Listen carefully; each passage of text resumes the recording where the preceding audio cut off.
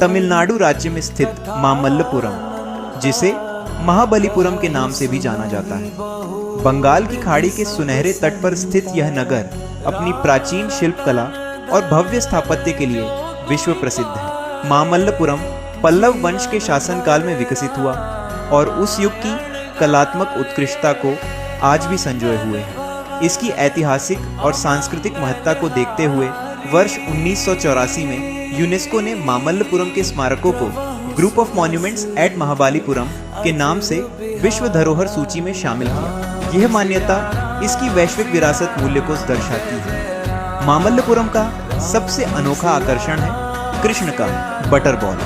यह एक विशाल गोलाकार शिलाखंड है जो ढलान पर स्थित होने के बावजूद सदियों से अपने स्थान पर संतुलित खड़ा है। इसका यह असामान्य संतुलन आज भी लोगों के लिए रहस्य बना हुआ है। इसके बाद दिखाई देती है विश्व प्रसिद्ध शिलाकृति अर्जुन की तपस्या, जिसे गंगा अवतरण के नाम से भी जाना जाता है।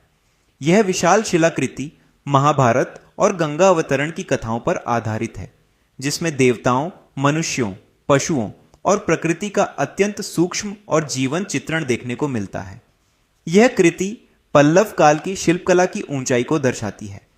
कुछ ही दूरी पर स्थित कृष्ण मंडपम मामल्लपुरम का सबसे बड़ा शैल मंडप है। एक ही चट्टान से तराशा गया यह मंडप भगवान कृष्ण से जुड़ी कथाओं को सुंदर नक्काशियों के माध्यम से प्रस्तुत करता है। समुद्र के किनारे स्थित शोर मंदिर मामल्लपुरम की पहचान बन चुका है। ग्रेनाइट पत्थरों से निर्मित यह मंदिर बंगाल की खाड़ी की लहरों के बीच अडिग खड़ा है और पल्लव वास्तुकला की भव्यता का अद्वितीय उदाहरण प्रस्तुत करता है। मामल्लपुरम की विरासत में पंचरथ का विशेष स्थान है। ये 5 एकाश्मीय संरचनाएं धर्मराज रथ, भीम रथ, अर्जुन रथ, नकुल सहदेव रथ और द्रौपदी रथ पांडवों और द्रौपदी को समर्पित हैं। ये रथ पल्लव काल के शिल्पकारों की कल्पनाशीलता और तकनीकी दक्षता का उत्कृष्ट उदाहरण है। इसके बाद आता है शिल्प संग्रहालय, जहां प्राचीन भारत की दुर्लभ मूर्तियां और शिल्पकृतियां संरक्षित हैं।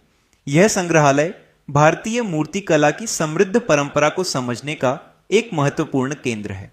और अंत में टाइगर केव, जिसे पल्लव काल का एक खुला रंगमंच माना जाता है।